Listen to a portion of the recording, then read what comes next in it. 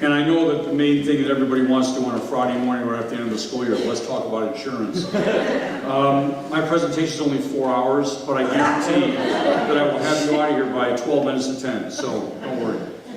I want to give you a little bit of background about Staywell, what it is, how it works, and then we'll talk about what's happened this year, what's happened in recent years, and then I can give you some prescriptions for going forward to help to take responsibility for your own costs and let you know what we might be able to expect in future years and then answer questions. So I'm just going to take about 15 minutes. I'm sorry my voice keeps cracking. It's not emotion, it's not excitement, it's just, I don't know what it is. Anyway, it's me yelling at my little ones. So Staywell started in 1979, which is the same year I started in the business, and I actually read about Staywell. It was actually nationally known for some of the innovative things that it was taking on. I started with a gentleman named Bob Sherrill, who passed away about 6 years ago, and I bought Bob Sherrill's practice. I've known him for quite a while. So I've actually been working with Staywell for about 8 or 9 years now. And when I came on board, the very first thing we did together was we moved Staywell from a fully insured contract with Blue Shield to a self-insured contract with Blue Shield. And the main thing that means is that we reduced about 4 or 5% of administrative costs, some money that went to the state and some other things, and yet it was exactly the same plan you had before, and it was rated exactly the same way it was before, which means for a group this size, whether you're fully insured with a carrier doing everything, or you're self-insured, where you have a carrier just covering catastrophic claims, you're large enough that your particular claims experience is what determines most of the rate. So whether we go to this company or that company or self-insured, fully insured, it's all on you guys because you're over 1,000 employees and you've got about 1,800 covered individuals. Staywell came together because you could have greater strength in numbers, because you could spread the risk around. So if Joe got sick, but Bill didn't get sick, and Madeline didn't get sick, then they would even each other out, which is what the basic rule of insurance is all about. It's about spreading risk. So Staywell came together, did this, has been with Blue Shield all this time for a few reasons. One is that there really aren't any other carriers in this area except Anthem Blue Cross. As a consultant, my job is to make sure that we're looking at various markets and various internal controls to be sure that you guys get the best possible rate for the benefit that you decided to have.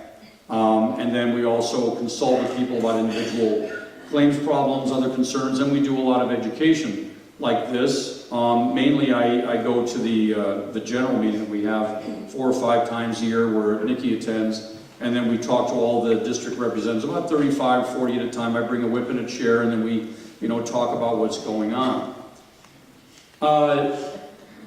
We had a couple bad years a long time ago, and then we had some good years. And the good years coincided with when we started using wellness consultants in each district.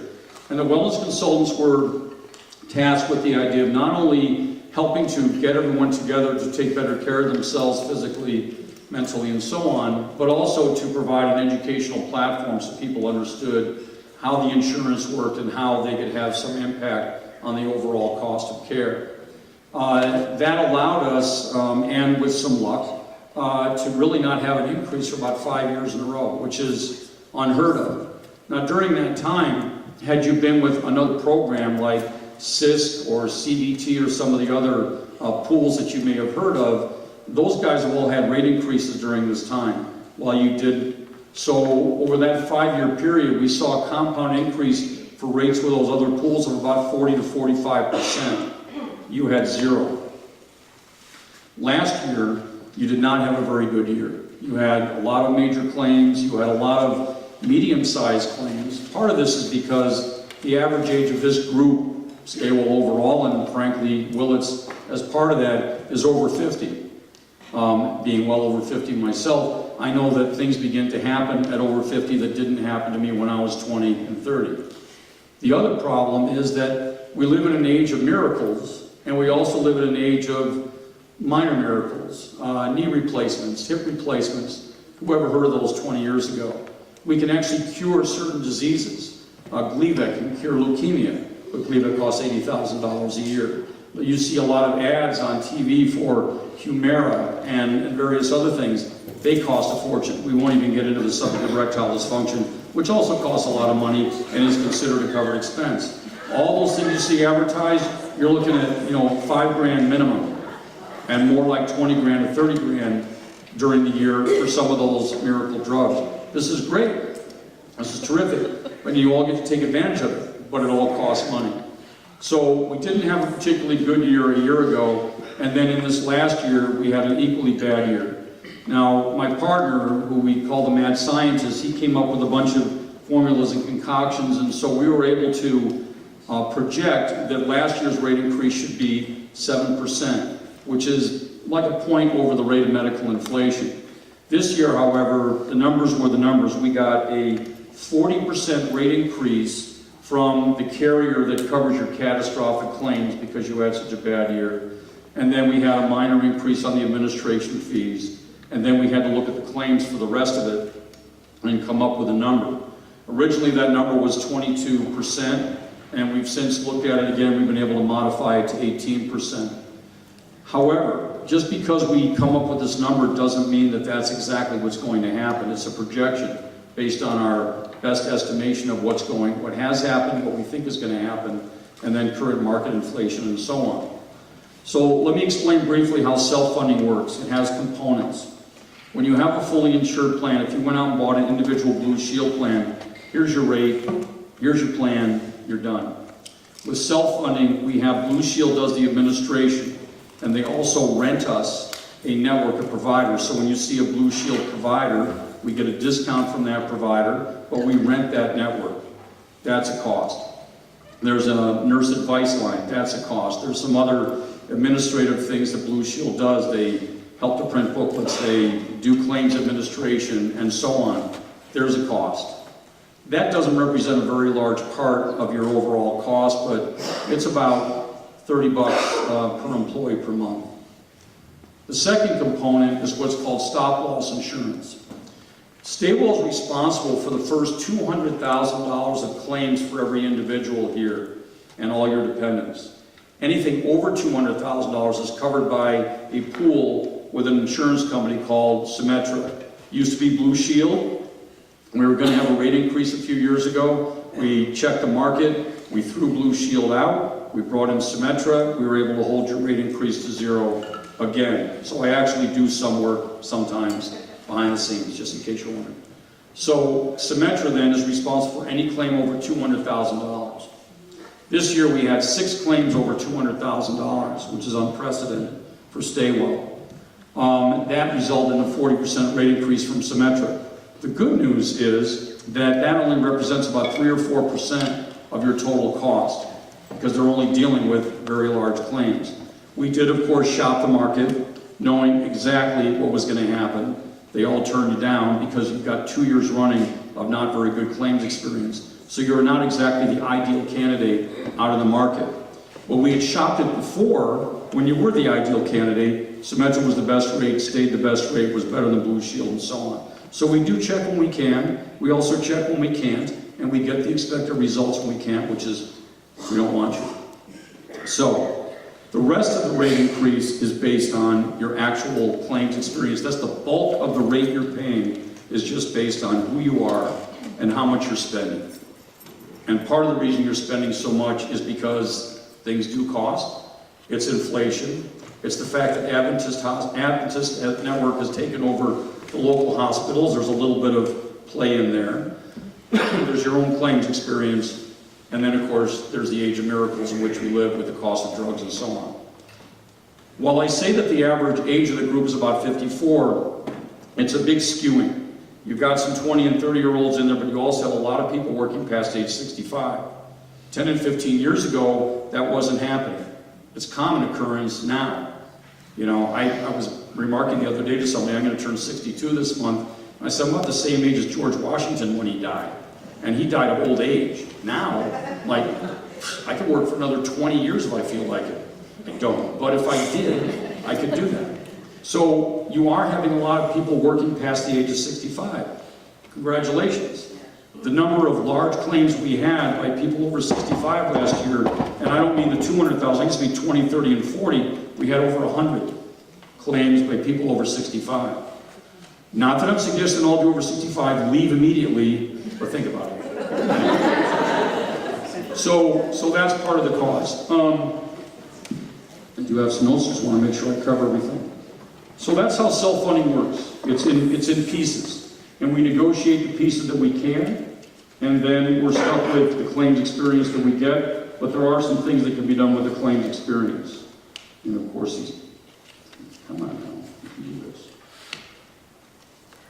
So, I did briefly talk about it. Let me be more specific. We have looked at things in the past. We have looked at CISC. We have looked at CBT. There's a medical group called the Northern California School District Group. We've had a conversation with them. We did look at their numbers. All their numbers, the Northern District, it's mostly just, these are the numbers. They don't really look that much at your claims experience. If we went to them, your rate increase would be another 15 points. So let's not go there.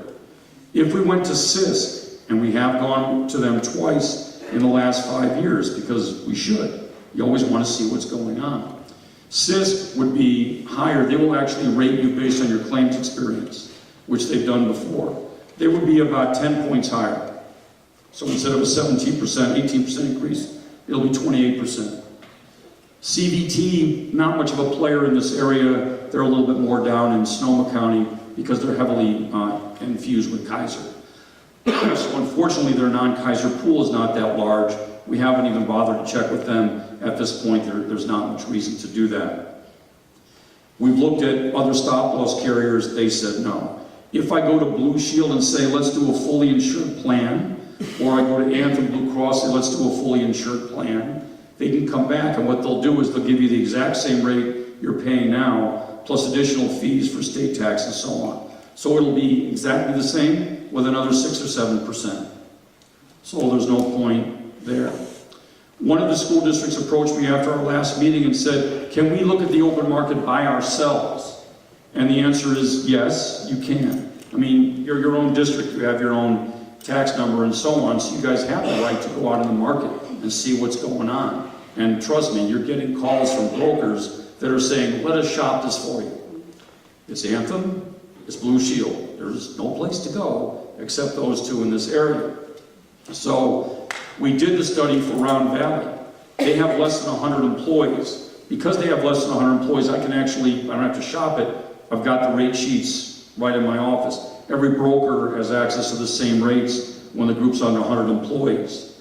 Their cost would be another 25% on top of the rate increase that they already received. So clearly going to the open market for them makes no sense, and you're going to get similar results if you do that. Now, I'm a consultant, but I'm also a broker, so I'm in the market, if you will, all the time. So if you guys shouldn't be on a self-funded, standalone basis, then I'm going to say so. And I'm going to tell you the same thing that any other broker would, except that I know the history of Staywell, and they don't. So the numbers are the numbers. They don't lie, and there isn't some broker that's got some special deal somewhere to get you anything. And then there are those pools like CISC that do exist, but they're not going to give you any bargains either. So this is why I don't do children's parties. I'm nothing but bad news all the time. This is the most laughs I've actually had in about 6 months. Medical inflation has been going up about 6% per year. So the fact that we didn't have any rate increases, it was a conscious decision on Staywell to say we don't need to pass on even some bit of inflation to everybody, because you guys were already getting slammed with, cost of living freezes and things like that. We said, why should we add to everyone's burden? Looking back on it, should we have done an incremental increase each year? Sure. Did we? No. Why? Because as a group, it was decided that they didn't want to impose that burden on you. So unfortunately, now you're getting slammed with a little more burden now. And it's going to hurt. And I know that. I get that. So I talked about the other folks. So what can be done? What are the potential solutions? I mean, do we have any ideas? Yes, I've talked about all the things you can't do, so I'm not very optimistic, but there are some things that can be done, and there are some things that are not advisable to be done. One of the suggestions that was made is we have reserves. Any prudent person is always going to try and have some money stashed away. That doesn't mean you always can, but at least in Staywell's case, we took advantage of the fact we didn't have increases, and we stashed some money away because we knew we might have a bad year. And we did this last year. So we drew down about $2 or $3 million on reserves rather than pass it on to you as a mid-year adjustment. Now, of course, we're looking at what our cost projections are. They may not be proper. This is our best guess from an actuarial standpoint. Do we have to pull down from reserves again? We might. But what the reserves are there for is in case Staywell were to evaporate tomorrow. If somebody filed a claim on June 30th and we locked everything down as of that date, they still have bills to pay after June 30th. So reserves are there to cover what's called the run-out of any year, or should you dissolve the plan. So you have to maintain some prudent basis of reserves, because if you don't, and you decide to dissolve the plan and all go to SIST, we're going to have to come back to you for an assessment, because you still got to pay those claims for which you're responsible, and you are responsible for those claims. So the reserves, there has to be a certain amount kept. If we pulled some money down on the reserves, though, because we still have more than we need, not a lot more, but more, you guys might save about $5 a check per month. So the way it gets diffused, it wouldn't be that much savings. So the decision was made not to draw down on the reserves until we can see how things go this year, and then we might make a different decision. Can you change carriers? Already discussed that. No. If you're less than 100, can you do small group versus the Staywell? Did that study? Probably not going to happen, and most of the districts are over 100 as you are employees, and so now it goes to the open market where they will look at your claims experience and you will be charged accordingly. So that won't do you any good. Doesn't mean I'm not willing to go through the exercise. Happy to do it for any district that asks and show you exactly what I'm talking about. I'm just forewarning you, it won't happen, it won't be any good, but I'll do it. That's my job, is to work for you and do whatever you ask me. So we're happy to do that. Can we do rate tiering? This comes up a lot. The good news about the Staywell program, with a lot of union programs and other large group plans, is we have one flat rate. It's called a composite rate. This is how much that is paid, whether you're single or you have a family, it doesn't matter, it's the same number. And as was said earlier, everyone's paying the same amount. So people are saying, this isn't fair. If we have a single person, they're paying this money, and that's more than they would have to pay if they went on the open market, got individual plans, and you're right. On the other hand, the family is taking advantage of it because they have a lower rate, because we're just collapsing. It's just an average. It just all comes down to a collapsed number. So, can we do rate tiering? Yes. Can we do rate tiering for Staywell overall? Yes. Can we do rate tiering by district? Yes. Who wins? Singles. Who loses? Families. Right now, who wins? Families. Who loses? Singles. It's your choice. Pick your poison. Someone's going to win, someone's going to lose. The number in the end has to be the number. So rate tiering doesn't save Staywell anything, and it doesn't save you guys overall, but it might save some people while it costs others. Well, maybe we should get rid of some of those families, and maybe some of those dependents are really sick, and maybe we didn't like them anyway, or I didn't like the bratty kids at the picnic, whatever. You can do that, that's a choice you're going to have to make and talk amongst yourselves. Ultimately, I don't care what you do, but you can do that. So rate tiering is a possibility, but it has consequences to the audience that does not have consequences for now. So pick your poison. By the same token, the question is raised, why don't we rate by district? Let's say that Willits is the paragon of health. We should get the lowest rate possible, except for all the jelly donuts I saw in the parking lot this morning. But if we can get rid of those, so we should get our own rate. Okay, great. But then someone else is going to have to pay more. So again, pick your poison. So when you're dealing with insurance, it's all about averaging things out. I haven't had an accident driving my car for eons. I'm paying for somebody who's not such a great or lucky driver.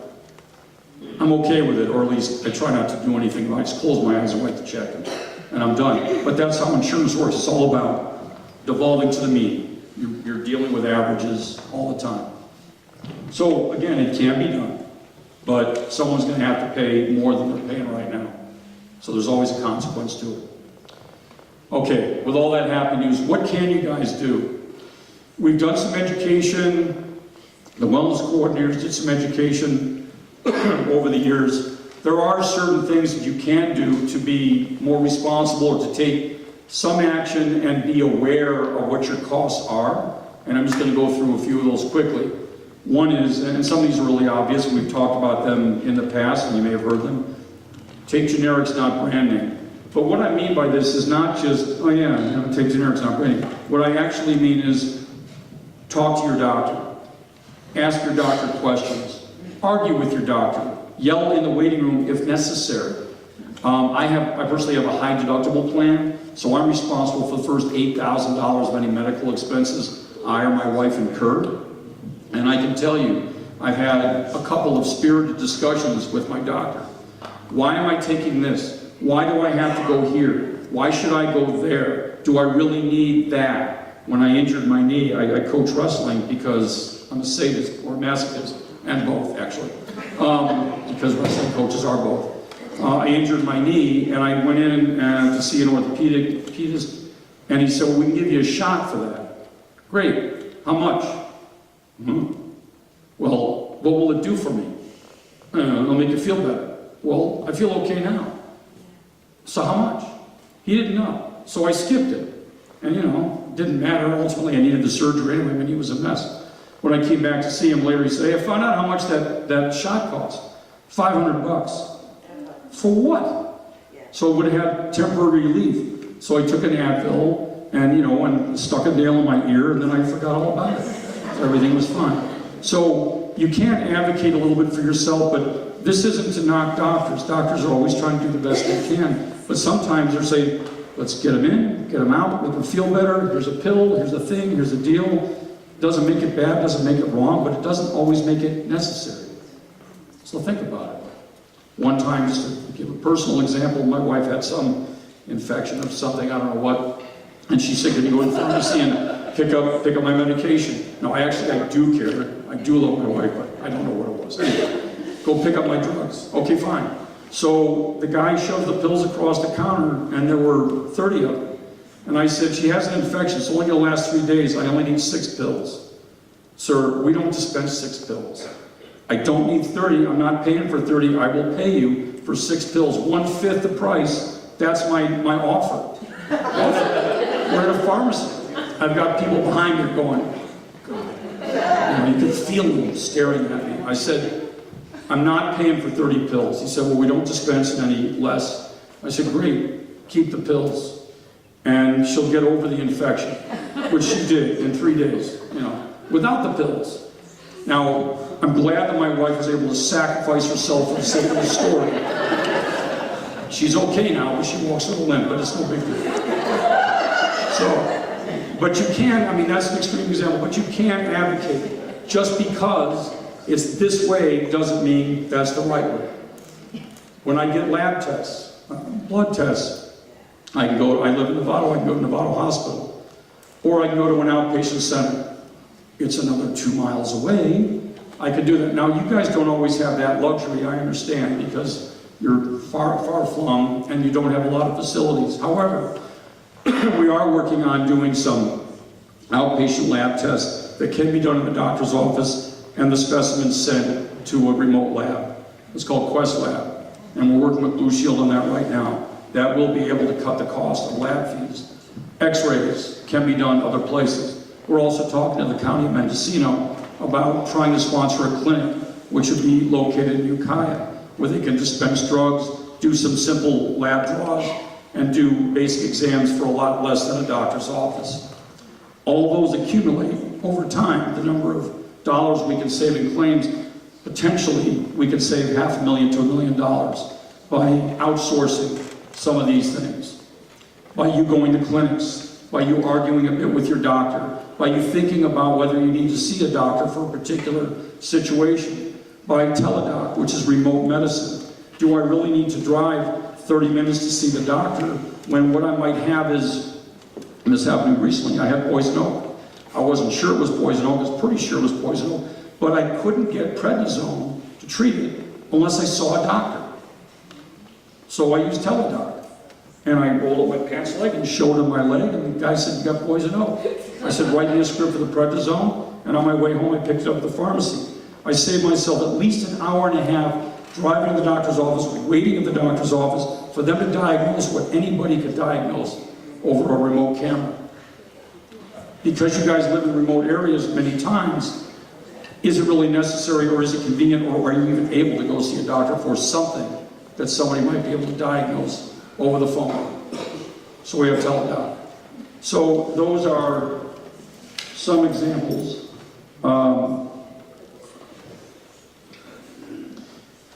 We are looking at a different pharmacy benefit manager, although the good news is that Blue Shield has recently contracted with CVS and CVS Remote, and that has brought some of our drug costs down.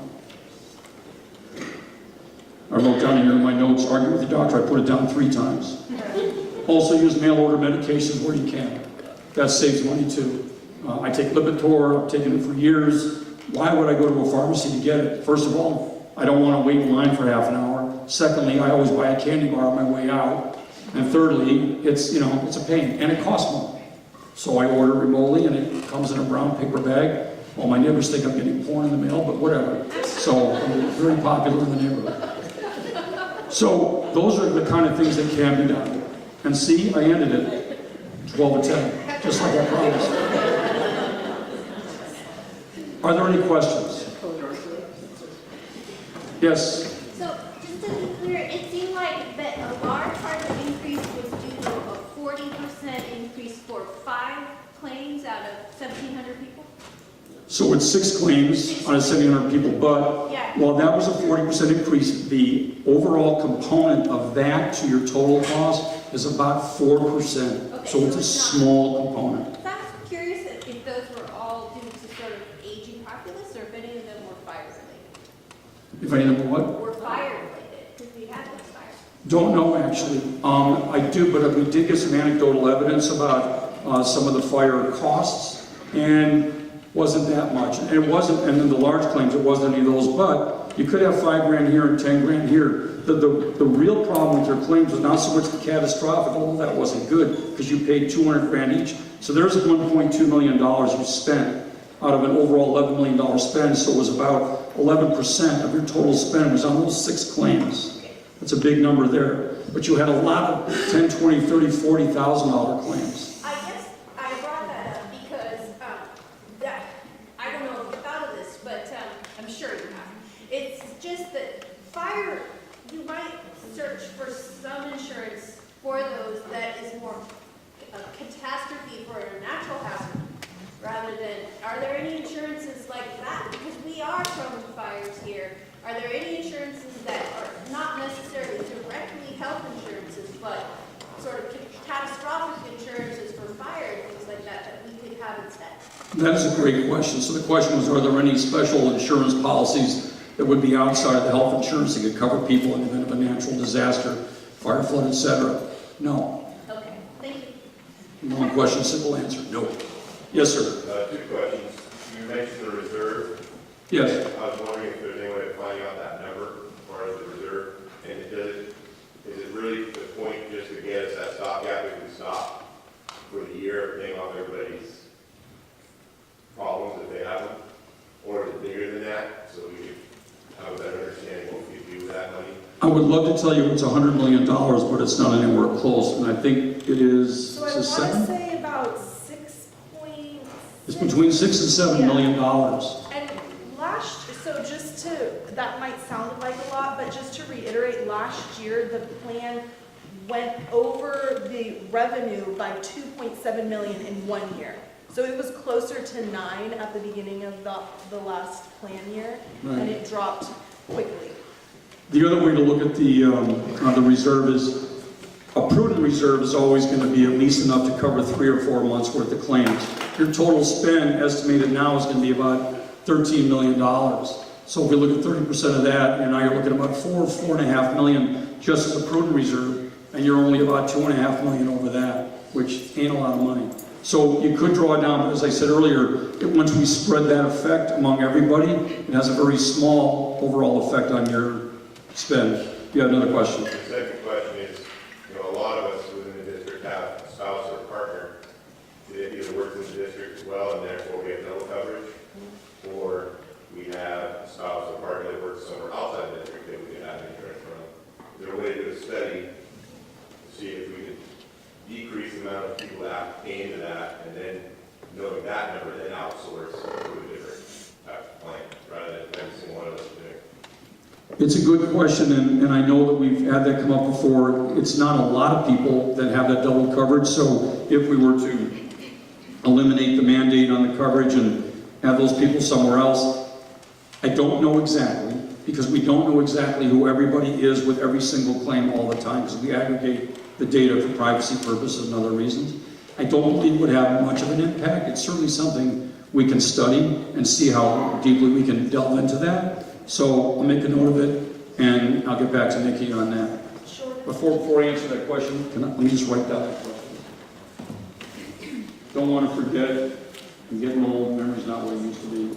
And maybe, Jordan, we can take that into a broader approach, because I think a lot of questions come up about that mandated participation over 85% and various other things. And I think regardless of, like, there's a spouse, or there's other scenarios where I think people are interested to know why the group requires people to be. I'm ahead of you. I wrote that down too. So there are two schools of thought on this. There's a study that we can do, but I'm not sure how exact it's going to be. And even then, remember that any study we do is based retrospectively. So I have no idea who's going to be at risk in the coming year, because it could be you, could be you. I mean, I don't know. So one of the reasons we don't do an opt-out is because it preserves the sanctity of the pool. And the whole idea of pooling is to spread the risk around. So we've always made it mandatory. But the question is, and quite appropriately, hey, look, come on, I shouldn't have to be on this. I could get a better deal with my spouse's coverage. They've got better coverage. I can get it almost free. Now that I'm spending this much more money, maybe I got a better deal over there. It's an absolutely legitimate question. It's something we can explore and study, and we'll be talking about that. So I've written it down, but we're already exploring it anyway as it happens. Yes, ma'am. So going along with that, because I also have a spouse who is under another district through Staywell. You talked about the tiered pricing, and I just wanted to put that out there that even though right now families are benefiting, I would be probably doubly screwed because both of us are paying into it. So if we went backward if we did some sort of tiered pricing where single people got a better increase, I think that if the couples got the short end of the stick, then people like me and Mr. Bowles would be. You make an excellent point. At the very least, being able to give you a waiver if you have proof that your spouse was also, you're right, it doesn't make a lot of sense because you're paying that, you're absolutely right, you're paying that double. So it's not up to me, but it's absolutely up to Staywell, and there's no reason that we can't amend that to say, yes, we will allow an opt-out under these conditions. Why not? Yes, ma'am. I see you. Yes, ma'am. Hi. I'm concerned, and I know I'm not alone in this, about the impact of this health insurance increase for paraprofessionals and classified staff and newer teachers. What have districts done to offset this hit for these employees? Beyond the scope of my expertise and knowledge, it's a union issue. It's an issue you have to discuss collectively as to how you treat different levels of employees. I just consult on the health plan. I mean, I'm certainly aware that those issues exist. I mean, I'm not blind. I get it. But it has nothing to do with me. And it doesn't really have anything to do with Staywell. Staywell is the people that run the program. You go back to your district or you go to MCOE collectively and say, hey, what can we do about this? Well, I just wondered if you'd heard what had been done, because there's so many individuals who, this is a huge percentage of their income. I thought maybe you'd heard what was happening in districts as far as how to handle this. I'm highly concerned. My interaction with the district stops right here with the health insurance. Anything they're doing politically with unions, they would let me know if I needed to know it for purposes of disseminating information about contributions and so on. But as far as being involved in any conversations about that, It's where I draw, I mean, if they want to pay me, 3 times as much as I'm already making so I can show up at all those meetings, happy to do it, but they don't, and so I don't, and I just don't know. I can say that one of the challenges I think that always exists with Staywell is that we have this collection of districts, and every district has their own bargaining agreements, and they can look very different from district to district. And so you have a group of people coming together and making decisions about a plan, but how that ends up looking in any district may be very different. I have not heard yet of any changes in response to this latest increase. As far as I know, everyone in the group has their same contract language, but it's also very early. I mean, this all just happened so recently, so I have not yet heard of any changes. And I can't tell you that because a lot of union negotiations have been going on just in the last couple of months. I've been asked to give information to different districts about what's going on for the purpose of their negotiations, but Nikki's quite right. Every district is different, and Staywell is comprised of many districts, so even if I did know it, it would take me an hour to explain what each one is doing and how. So you're all different, you're all in that way on your own. If this district has enough money to absorb the increase, great, but that's district by district. There was a question back there. Somebody asked me. Yeah, I was just wondering if you could clarify a little bit what you meant about clinics, teledoc, and mail order medication. Were those 3 alternate things away from our doctor, our regular doctor? So Teledoc is a new program that was instituted January 1. It does not interrupt the relationship with your doctor. It does allow you, however, the ability to get a relatively simple diagnosis for a relatively simple condition that doesn't necessarily require you to pop in and see your doctor. Doesn't mean that you shouldn't inform your doctor's office, hey, by the way, I took this drug for this thing, like my poison oak. Do I really need to go see my doctor about poison oak? The answer is, of course not. And even when, if I had shown my doctor, what the hell are you doing here? That kind of thing. So it's not intended to, nor does it harm the relationship with the doctor, but do let them know. The mail order prescription, drug is a drug.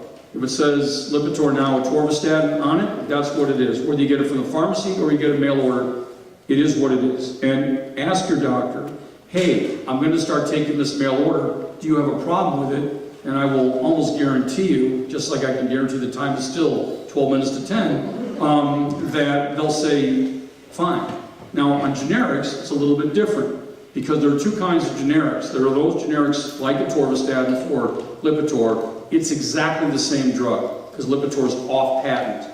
There are some drugs, however, that are not off patent, and someone will say, oh, we've got this. So before Lipitor was taken off patent, it had other drugs that could be taken, Crestor, other name brands, and then also other generics like Simvastatin. Simvastatin was not the same as Lipitor. There's one ingredient in Lipitor, which I actually need to take, because I'm a stroke victim, that I had to have. So I checked with my doctor and my pharmacist to be sure that I was taking exactly what was needed. So just because you have that opportunity and availability does not mean you shouldn't be well informed, and that you should at least run it by the doctor's office. Hey, do you care if I, and how about if I, and I'm going to do this thing. Most of the time they're like, whatever. Sometimes they're going, not you, not you. This is not good for you. So be prudent, advocate for yourself, but be informed, always. I give no medical advice, only talk about my own situation, and that doesn't mean I'm not actually a complete physical wreck standing up here. This may be my last day on earth, who knows? So, question there. So since we're spreading the liability out with our numbers, have we or can we grow Staywell? And if we were able to do that, would that lower the cost for all of us? That's a great question. Do we have in the group, like, you hire, do we want them or not want them? Are we courting them, or would they dominate, would they take to us, or further north like Southern Humboldt and such? Right, so the question is, can we expand the group, and would that help because we'd be spreading a greater risk? And the answer is absolutely yes and absolutely no. Okay. All at the same time, and here's why. So first of all, the northern groups, Humboldt and so on, they've already got their own pool. So they're already doing what they're doing. Ukiah, which is not part of Staywell, sure we could add them, but here would be the question. Before we consider joining with you, we want to know what your claims experience is. We want to know what your average age is. We want to know what you're doing to control costs. Now, let's say that they have a really good deal, You say, great, we'll take you. Then they're going to look at you and go, well, hold on a second. We're doing really well. Why should we work with you? So there's always that. So a pool itself, while it does help to spread the risk, if the pool is bad, all you're doing is spreading bad risk. And so you don't necessarily, what you want to do is take on a bunch of 25-year-old guys that never see the doctor, that don't smoke, and hopefully don't drink to excess. That's who you want. So bring all those folks in. Yeah. More young guys, always more young guys. Now, you don't have to hang out with them, you just want them in your pool. Yes, ma'am. What is the projected monthly cost for next year? So, it's what, 53 a month now? So for your district, I think we're going to go up about $2,400 a year will be your additional cost on top of the $600 you're paying now. So it's going to be a total of about $3,000 a year. Pre-tax, and I only say that, I'm not trying to, make it sound a lot, or try and massage the message, but it is a little bit less than that because it is pre-tax. So the $3,000 you're going to be paying a month is really net for your spendable income, about $2,000. So your cost will be about net $2,000 for the year July 1, 2018 through June 30th, 2019. Whereas right now they're about $400 net. Okay? I'm sorry? I'm saying right now you're about $600 gross, and you're going to go to $3,000 gross. Net cost will be, whether you consider the tax consequence, will be about $2,000 versus about $450. Each individual's gonna have to pay that. That's correct. Okay, say that again real loud. Yes. So first of all, I have the total numbers up here if you want them. So this is the entire rate sheet that we developed for Staywell, so you're certainly welcome to see it. At the bottom, you'll see the total number. And then your district, right now it's about $50 a month, and that's going to go up. So $50 a month, $600 a year roughly, and that's going to go up to $3,000 a year roughly. $3,000. And I think the 10-month employees, that gets divided over 10 paychecks, I believe. Some is 10, some is 11, some is 12. So, and there was a rate sheet that had been put out at the time that we thought the increase was the 22%. Right. That's being revised, and an updated sheet will go out that incorporates the lower increase of the. Right, so I'm speaking in general numbers about that, but there's specific numbers for you on a per check basis, depending on how often you get paid, that will be coming out. But it's definitely up. Yes, ma'am. Hey, two things, and Melissa, this is kind of in response to you. This is a quick testimony that a few weeks ago I injured my shoulder. I called Little Lake Clinic. My doctor was on vacation for a few weeks. Nobody else in the office could see me for a few days. So I called Teladoc. Free. I talked to the doctor over the phone. He prescribed an anti-inflammatory and a topical treatment. He said you need an MRI to make sure it's not a torn rotator cuff. So I was able to get it immediately treated for free without waiting for an appointment or driving anywhere. And the second thing I wanted to say is, can we get a price comparison list? Because I did not get the MRI because I didn't know where it would save us the most money to do it. Can we get a list of common procedures that might be a lot less somewhere else in Ukiah or Santa Rosa versus going over to Howard, where it tends to be a whole lot more. So Yes. Be smart, advocate. Tessa, one of the things for people to be aware of is when you log in online to the Blue Shield, there's a tool called the Treatment Cost Estimator.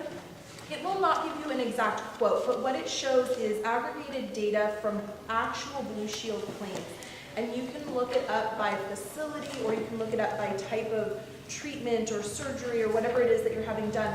And it will show you at different facilities what an average cost has historically been for that type of a treatment. And so I have personally used that for something that would have cost me $500 to do at Howard Hospital. And I chose to drive to Santa Rosa. Not everybody can make that choice, but it was something to look at. And it was $100 instead of $500. So there are three layers to consider. One is we can do the specific procedure thing. You can also go to the Blue Shield tool, and you can also make a few calls. So years ago when I had to have an MRI for my knee, I said to the doctor, first thing, back to your question, does the doctor know what's going on? I said, hey, do you care where I go to get an MRI? No. I said, there are a bunch of places in Marin and Sonoma County. You sure you don't care? I don't care. I made 4 phone calls. 4,000, 3,500, 3,800. Gee, guess where I went? And what it showed was what I already knew. Hey, your knee's a mess, you need surgery. Okay, fine. But it only cost me $800. So you can make a few calls. Mammograms are free, so that doesn't matter to you personally, but it does matter to Staywell. So if you want to be a prudent consumer on behalf of the overall group, you can make some calls. But I can tell you automatically, hospital, this much. Non-hospital, a lot less, period, for the exact same procedure. Why? Because the hospital has to take those costs and they offset a lot of other things they do, like the free care that they're required to provide and so on. So when you get any test in the hospital, a simple blood draw, bone density scan, mammogram, etc., it costs at least twice as much in the hospital as it does at a standalone facility. You may not have any choice but to go to the hospital. You're down in Fort Bragg, Mendocino Coast Hospital is about the only game in town, but there are some clinics that you can see where they can do some of the tests or do some of the draws for you. It's a lot less. And if you need to go down to Santa Rosa, pack a lunch, make a day out of the thing, and while you're there, get a couple tests done. And it'll probably be cheaper there. Is there a question back there? No? Other question? Yes, ma'am. Yeah, so you mentioned the car insurance analogy. So I don't get in accidents, I drive safe, I don't get speed tickets. My car insurance is super low. My teenager, on the other hand, his car insurance is super high. I expect it.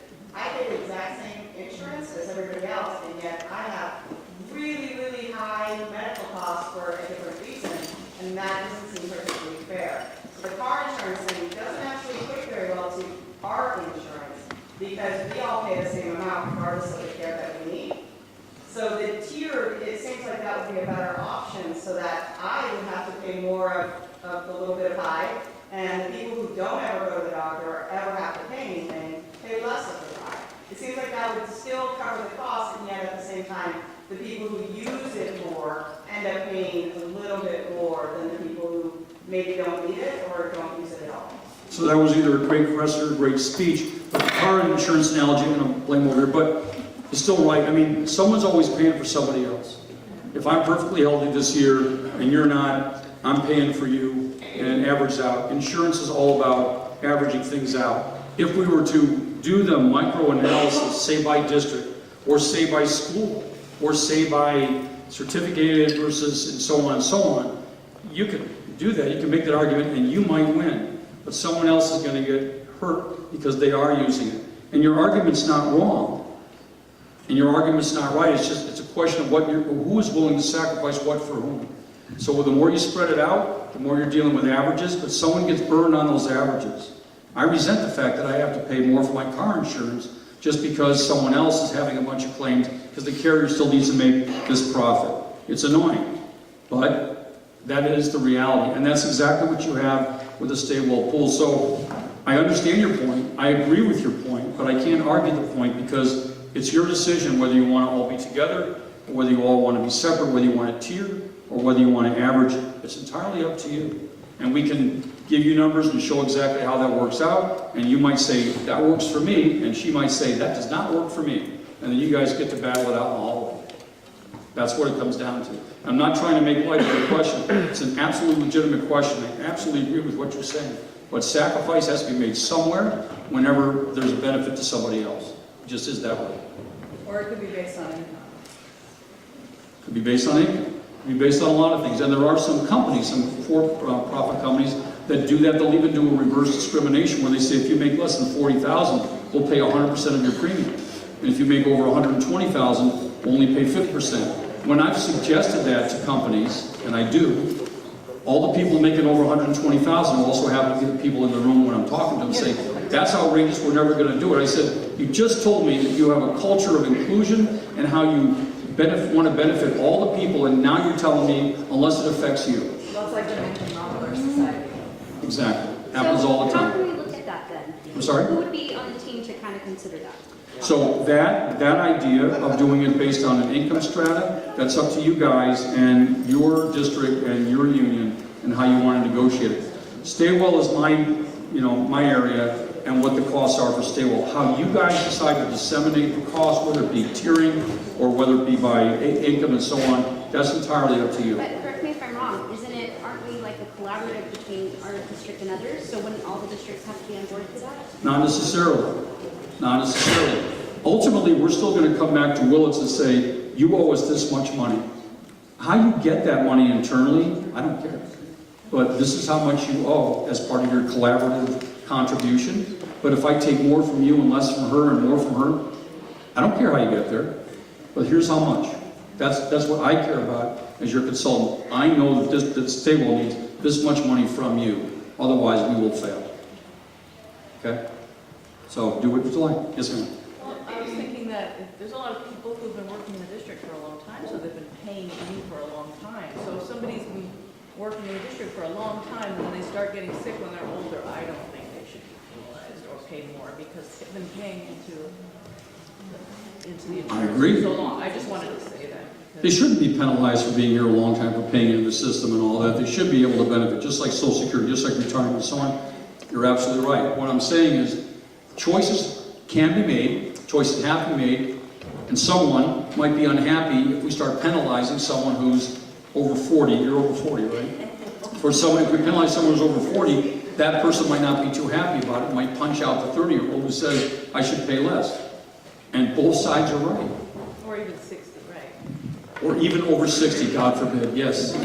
I wasn't going to say it. And I can only see about this far anyway, so to me, you'll always look under 40. Oh, now I see it. Never mind. Sir.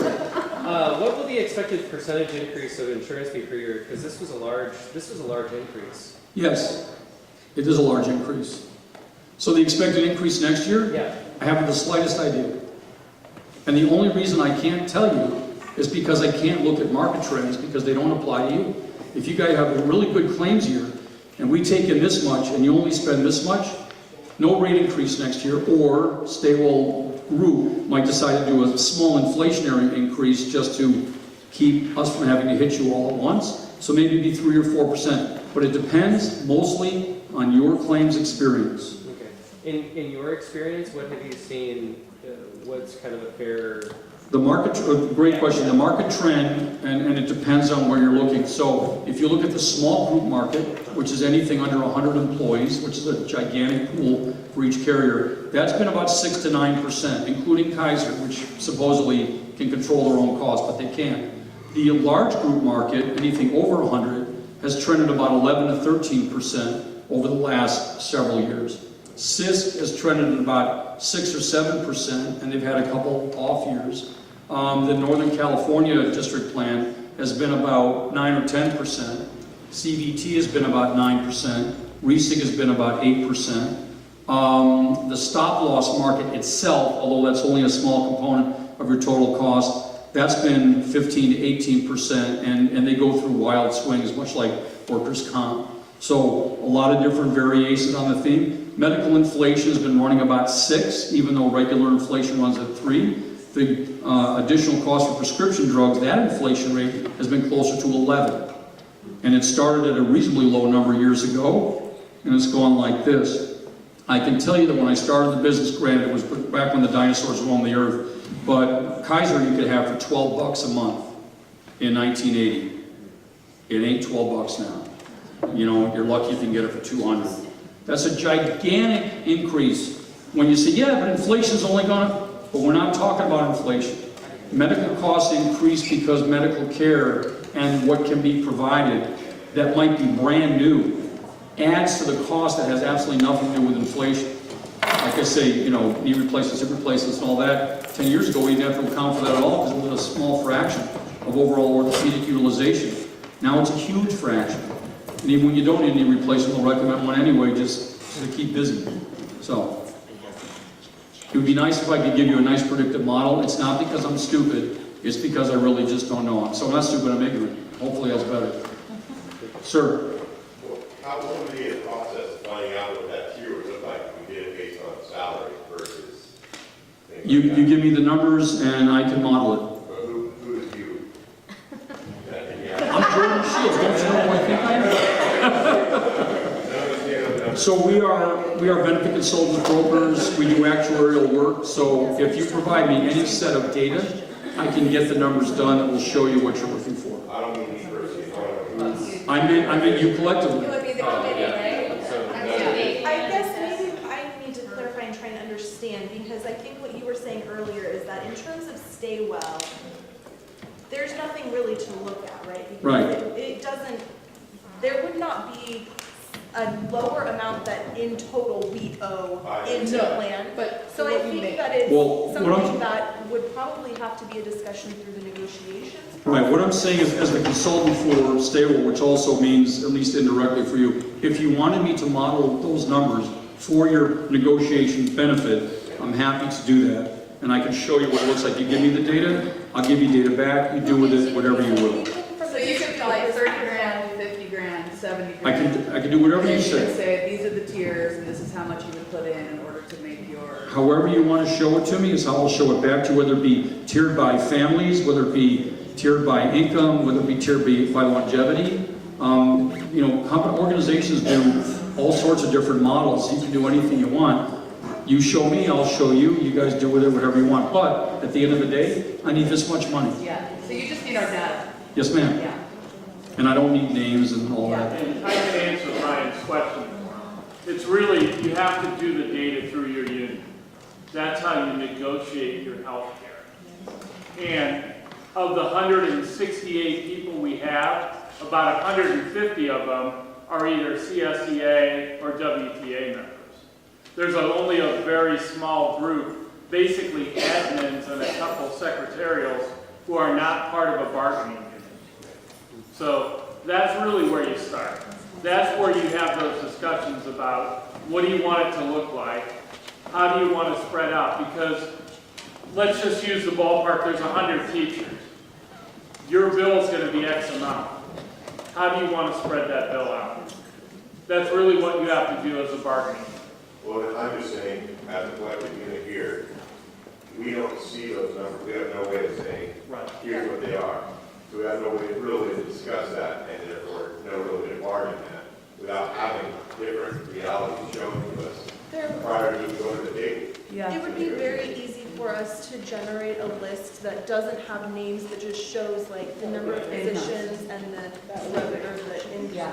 I've received those numbers from Nikki. She's a great resource for us. Yeah, the J9. No numbers, no names, no nothing. She's been a great resource. So again, politically speaking, that's up to you guys, but as far as getting the data back to you, I do work for you indirectly. You don't hire me directly, but I work for Staywell, so whatever you need, or whatever the bargain you need, or whoever contacts me, no problem. I prefer it get routed through Nikki, because I don't know who you are, but I know who she is. You don't know who I am either. So if I can route it through Nikki, I'll give you guys whatever you want. There isn't any charge for it. Happy to provide you any data that you need for whatever conversations you're having. So I have a question on that, because we have two different unions, but we're all a team together. Yes. What would the crossover look like, Mark, for that, since there's two different bargaining tables, but we're all included on one team? How Well, would that look? that's a pretty simple question, because it just means that, again, there's X number of CSEA members who have insurance. How much does that cost for their insurance? How are they going to spread that out amongst their membership? WTA members, same thing. Probably the most problematic group is the one who aren't unionized, because we range greatly, but we would have to come together as a non-unionized group and split that cost out. The bill is exactly the same. It's not going to change. It's just how we spread the payment out. So the adjustment would happen within one union, and It then another very well adjustment could. in another union. It would never happen across all of us, is what you're Right. saying. Could happen across all of you, but that all Right. depends on your I'll give you opinion. an example. The CSEA could be in a tiered situation, and the WTA could be at a flat rate for everybody. Again, it doesn't matter. There's X number of teachers. This is what the bill is. There's X number of CSEA people, they're spreading their bill out differently, but they have to pay the same bill. So each That's- of our bargaining units could Yeah, make you different you choices. always have done that. When you negotiate your contracts, that's where it comes out. Dan's up on top.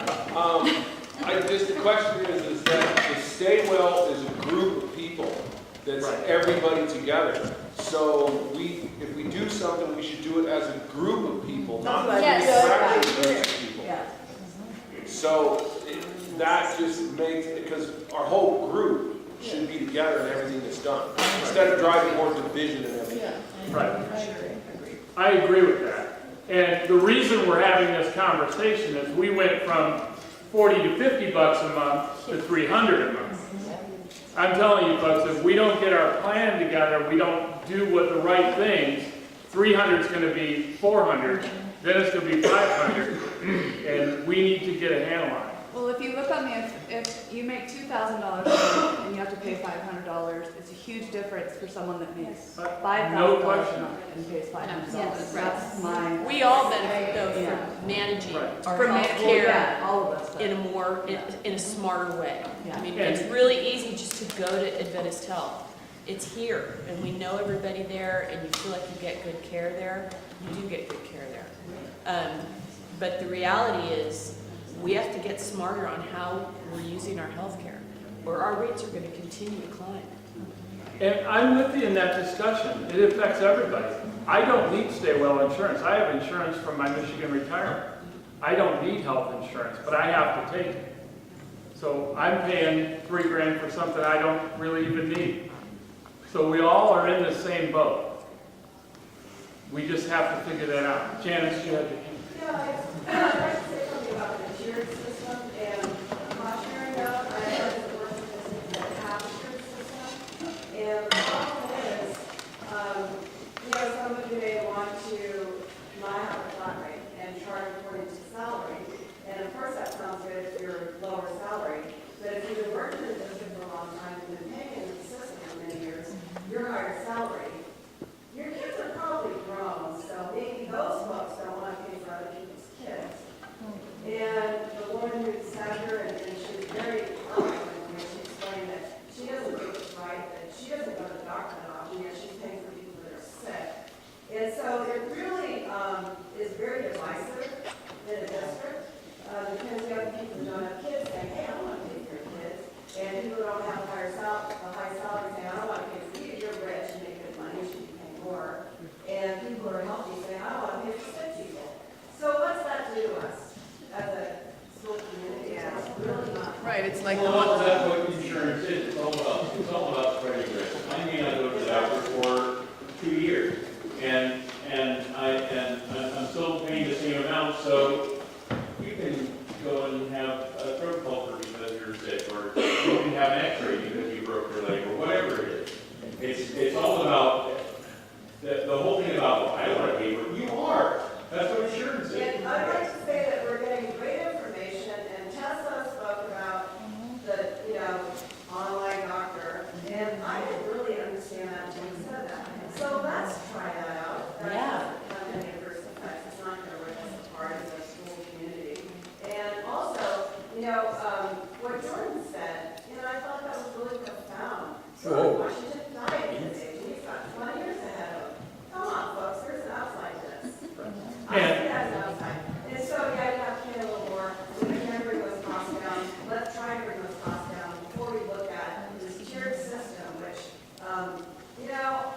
I maybe I don't want to pay for somebody else's kids, but what a nasty way to look at it. And the only thing I want to add to that, Janice, is that when I'm looking for teachers, I certainly want to find married couples with kids. Because not only are they vested more in districts, they're also ADA folks. Okay? So let's cut to the chase. If I could hire somebody who had 15 kids, I would do that. Because they would pay for themselves even if they weren't in the classroom. Kelly. We also have a chart that we think for people who have, something really big happens to a family member, you have a really significant illness and you run out of sick days. What about those of us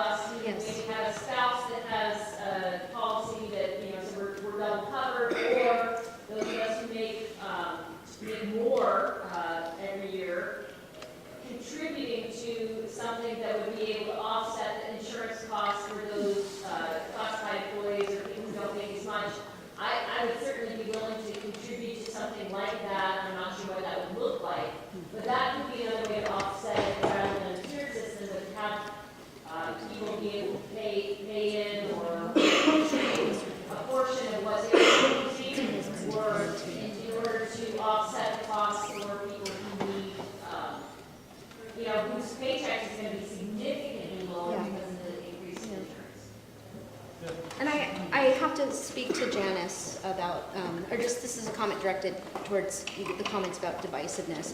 I feel like helping to cover some of the people who work in the district who are lower income is a way to keep us together. Yeah. I don't see it separating at all. Because we, maybe people don't want to pay for my kids, but I'm willing to help spread the cost a little bit more so that I can help people stay in our district that maybe don't make as much as I do. That's how I see it. Good question over here too. I know you're not a tax advisor, you can't give tax advice, but is there a possible way that anyone here knows of that we can pull these off, what we're currently paying and then future increases, our contributions off of our taxes? Have I missed that? Because it's the specific line that's saying we cannot. And for me, that would be huge if there was a way that There is a way, and we have a vehicle set up for it, and hopefully you've instituted it, but even the $50 a paycheck you pay now, I refer to it very quickly as pre-tax, but the way it works is, if you're making $1,000 a month and you have a $50 contribution, what we're going to do is we're going to cut your pay by $50, and then we're going to charge you tax on the $950. That's a pre-tax contribution, as opposed to be paying you $1,000 and then taking all this, all the stuff out, and then at the end charging the $50. So yes, you have a vehicle for doing that. You are doing that now, and so the increase you pay in premium will also be done free of taxes, which gives you a lower net cost. So yes, we do that. However, if you want me to illustrate exactly what it means for you specifically, while I'm not a tax advisor, it's a pretty simple calculation. So if we start managing our health care more, does that mean our insurance is going to stay, or is it still going to go up anyways? Both. You have the potential to moderate your costs by managing your care better, by making better choices and so on. On the other hand, if you've got 30 claims that go over $200,000 next year because 30 people had an accident or got cancer, you can't help you with that. There's an inflationary component that we can't really escape, but we've been able to escape it in past years because your claims experience was so good that it was able to offset that. So it's just all a matter of your overall numbers, how we manage those numbers. I mean, you always want to take everything into your hands you can to manage risk anyway. Just like, putting a seatbelt on before you get behind the wheel of the car. You really need to do that? No. But is it a good idea? Yeah. But because we're living longer, we're basically right. But even having a seatbelt doesn't mean you're not going to get in a wreck or you have some serious injuries. So no guarantees, but absolutely, the more control you can take, the better chance you have of controlling your costs long term. Absolutely. One quick response to your question about the multiple plans. Mendocino County, no HMOs. So it's PPO only. Yes, we can offer different plan designs. It goes right back to what I said before.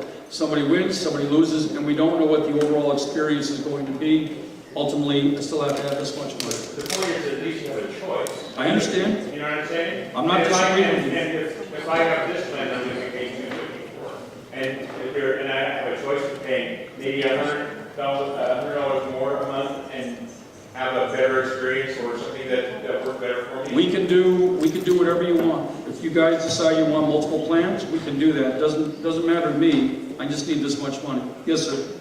Since we're going into negotiations next year, what WTA will do is we'll have a survey out to see what people want to do as far as options that we can go and get information from you. And so it's all about being informed before we go into negotiations. Right. And the more advanced notice you can give me, the better. Sure. Ted's had his hand up. I just need to, would like to know ultimately where this is all going. We don't make much money as far as classified employees, and I'm with this gentleman here. You buy a car, you buy a house, and now you can no longer go to the doctor. You can no longer go to the hospital. You can't afford to have an accident. You can't afford to do anything anymore. And ultimately, another $300 out of my paycheck isn't helping.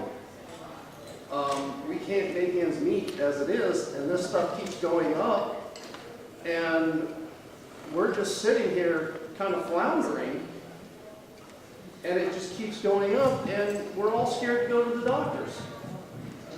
I just don't see how the system that we got can work in continued years.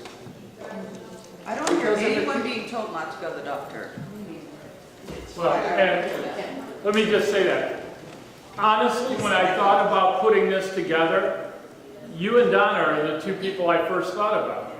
You both pay for insurance, and it's going to cost you guys a ton percentage-wise compared to everybody, because there's two of you.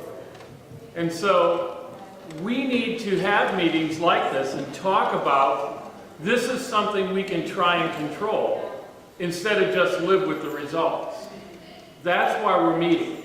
I wish I could tell you there was some, if we do these three things, our costs are going to go way down. I can't do that. We can only control what we do as a group. There's 16 other districts that got to meet and do the same thing too. So I'm with you. I understand that. It's costing everybody in here. And there's a group, the percentage is different for everybody. I understand that. But that's why I wanted to meet. Because we don't have meetings like this very often where we talk about a mutual interest that we all have. How can we reduce our burden? Because it's everybody. So and it's hardest on you. WTA and the CSA survey together, and everybody come up together with these questions and see what's going to be best for everybody instead. And that's what Staywell should be. It's all school representatives coming together to work together to bring the cost down. I know Dan and Tessa and Nikki are very interested in that, but they can't make the decisions. They represent their group. So that's what has to happen. John's right. You need to do a survey. You need to figure out how do you want to spread your burden. How do you want to do that? You know, we need to find out what do we do with two people who both take insurance. You know, essentially they're single covered but paying for everything. So how do we deal with that? If that money has to come from somewhere else, where are you spreading it to? That's the issue.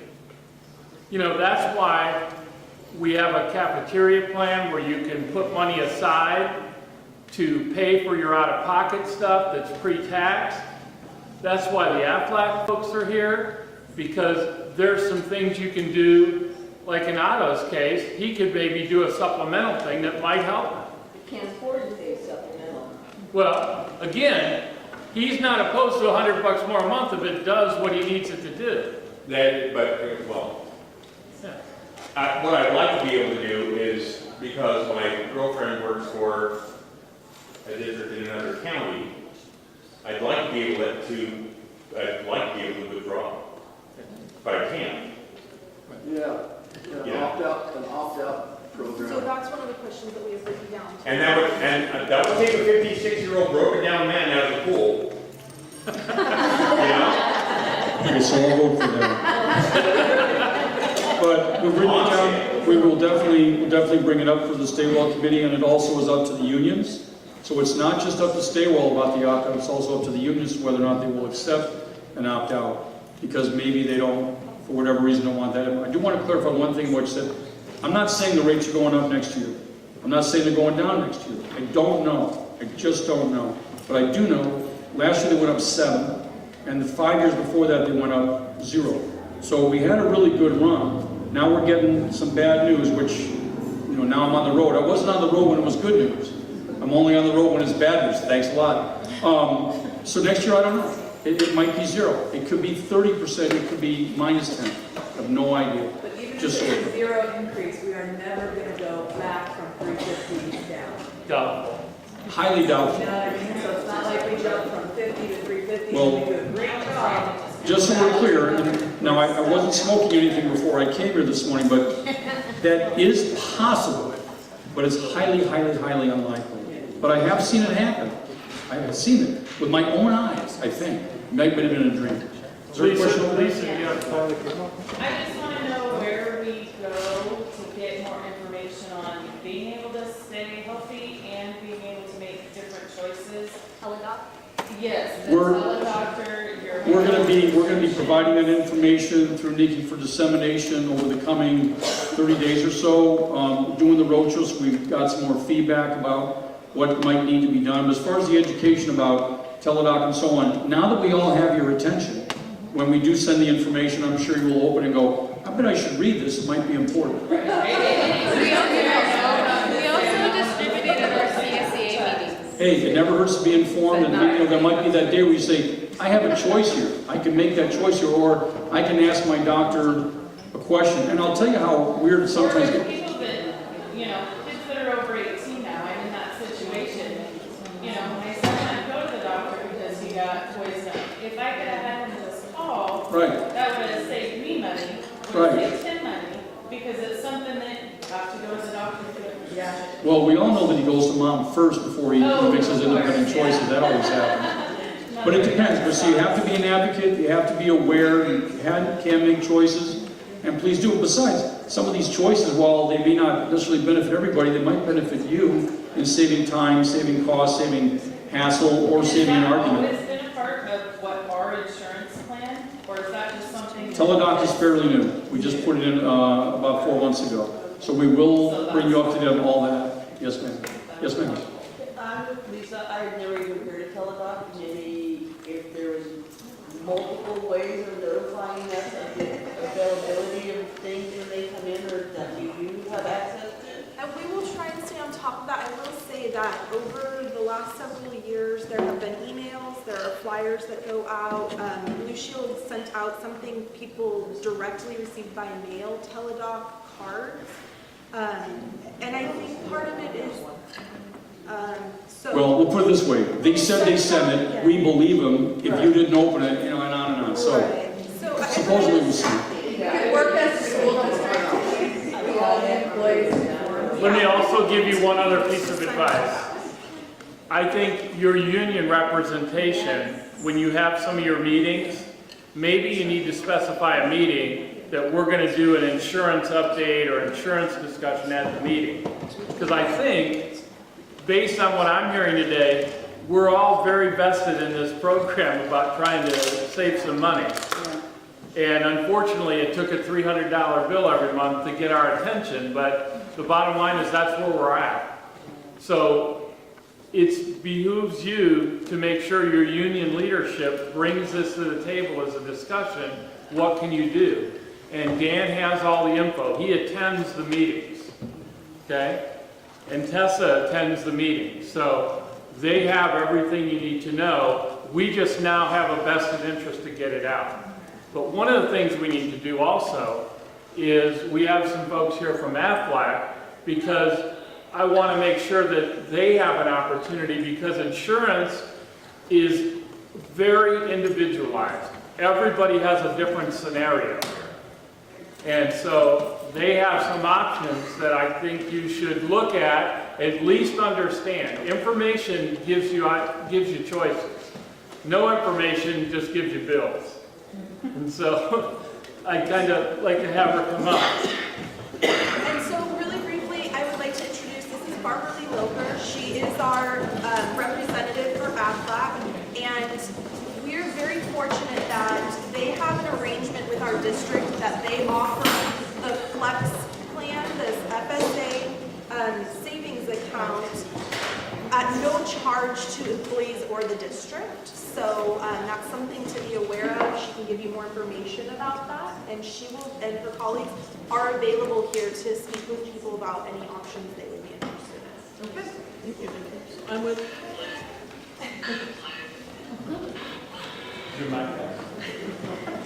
Is it on? Yeah. Okay. I only need 5 minutes of your time. If you have to run out, please make sure to sign one of these waivers. What Nikki was just talking about is a deal that we made with a new provider of the flexible spending. And the only way we keep that free is for me to get everybody to sign these waivers, which means you're not interested in getting any Aflac. So please go up there. They've got all the things out there. So for those of you who don't know what Aflac is, you probably all seen the duck commercials where he's throwing money at people. What it is that you've got great major medical insurance, but that pays the the doctors in the hospital. Aflac pays you cash benefits. We have a number of different policies. Like Mark was saying, everybody's got different needs. They're all very affordable, and you get the best rates because you're teachers, you're not out there cutting trees down, hopefully. So anyway, it's money, the premium comes out of your check pre-tax, just like if you signed up for the flexible spending, that would come out pre-tax. So it lowers your overall tax bill, and it's money that you can use any way that you need. You know, you might think, oh, I've got a great major medical, I don't need any extra money. But the fact is that once your sick days are used up, you're not going to have any money coming in. And if you've got something like cancer, like my husband David had a few years ago, he was out for an entire semester, and we would have really struggled if we hadn't gotten that $15,000 from Aflac. And just so you know, the cancer claims are some of the biggest claims that we have. I've seen them pay as much as $100,000. Somebody's in treatment for many years. So that being said, I'm just going to quickly introduce some of the policies we have. We can see you guys individually, or you can not sign up for it, but it's up to you. So this is probably my most popular policy because it's very inexpensive. It's going to run you about $1 a day. Covers you on and off the job, so even if you have a workers' comp injury, you're still going to get Aflac money. And covers you from the time you're injured, if you have surgery, everything related to, if you're hospitalized. There's even a $50,000 life insurance policy if you're killed in the accident. And like I said, this runs about $30 a month. For those of you who are teachers, I highly recommend, if you don't have the standard policy, that you get the Aflac policy. The difference being, ours is more expensive than the standard policy, but you have to use up all your sick days with the standard policy before it goes into effect. And the second thing is that you're not paid for any days you're not contracted to work. So if you get disabled off the job the day before school's out, you got to go all summer with no money coming in until you come back to school. So this is because you guys aren't covered by state disability. So this I highly recommend. We have a few policies. A lot of people get the accident and then this hospital policy because this would cover you if you got sick and you got hospitalized. And this one, it just depends on how much money you want to be paid. If you have a $2,000 deductible, you might want to sign up for the $2,000 payout, because then you don't have to keep money in the bank to pay your deductible. So it just depends. It goes from $4 up to, I think like $30. Well, $4 a week to, whatever you sign up for. So this is the cancer policy, very similar to what David collected on. It has an initial payout when you're first diagnosed. There's about 30 different benefits, including experimental treatment. You can get a second surgical opinion, and also you can go down to a cancer institute and get evaluated. I had a couple of clients out in Cobolo that had this policy, and they were both raving about how great it was. Their doctor wanted them to get evaluated, and the closest institute that he wanted them to go to was in Arizona, and the transportation benefit paid for their flight down there. So it was a really great thing. If you guys have dental insurance, which tops out at $1,000 a year, you can add this supplemental policy, very inexpensive, that will give you a little bit of money to help pay for dental exams. It's got some waiting periods, but if you can put off some dental work, this is a really good policy. And then finally, we also have life insurance, including a juvenile life policy where you can add kids between the birth up to age 18 and pay very little money. When they reach 18, the policy doubles in value. It's a whole life policy, so it improves value at about 12% a year. And then when they get to be 18, they can, or older, they can borrow against it to buy a house, go to college, things like that. And the rates never go up. This is a vision policy that covers major diseases of the eyes. It also has a benefit for glasses and exams.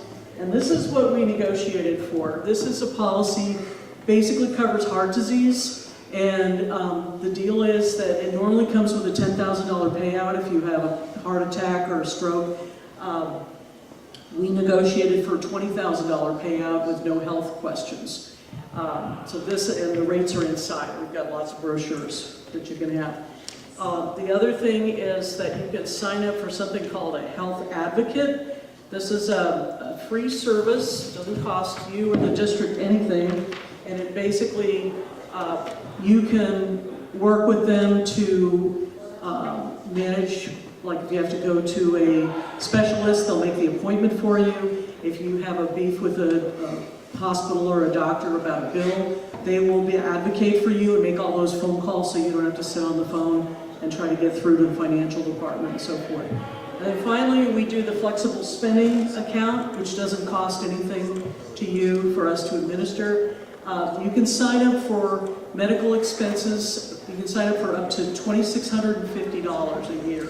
So that if you sign up for the maximum, you guys have 10 deductions a year. You don't have deductions in July and August. So that would be $265 coming out of your paycheck pre-tax. And as Mark was explaining, it comes out, if you make $1,000 a month, that $200 that you signed up for comes out and you're only getting taxed on $800. So it saves you about 25%. It's a really good deal. So if you take a certain prescription and you know for sure that you've got surgery coming up, and you know, or you've got a crown that you know the dental insurance is not going to pay all of, sign up for it. You can roll over $500 of that money into next year, so you don't have to worry about not using all of it. I tell people to be fairly conservative, only sign up for what you know you're going to use, and then if you have a little money left over, it rolls over to next year. The other thing that's really nice about it is if you have surgery or something has to be done this summer, that money gets loaded onto a debit card right off the bat, July 1st. So you can use that money, all of it. You can use it, if you sign up for $2,000, you can use that whole $2,000 off right off the bat, and then you spend the rest of the year paying it back. The dependent daycare is another thing you can sign up for if you've got small children in a licensed facility, because they have to have a license in order for you to get the benefit. You can sign up for up to $5,000 a year, but the difference being that the money has to be in your pot before you can use it. So your first deduction is going to be September 30th, so you can get reimbursed for money that you've paid out in September, but not in the summer. So you don't have that money all available to you. So it would be $500 a month. Are there any questions? So please make sure to stop by one of the tables and sign a waiver if you're not interested in anything. And there's two of my colleagues out there. We can all help you with any questions or sign you up. Or if you can't do it today, I know the teachers have grades to turn in and checks, have to check out. We can make appointments to see you later. Okay, thank you.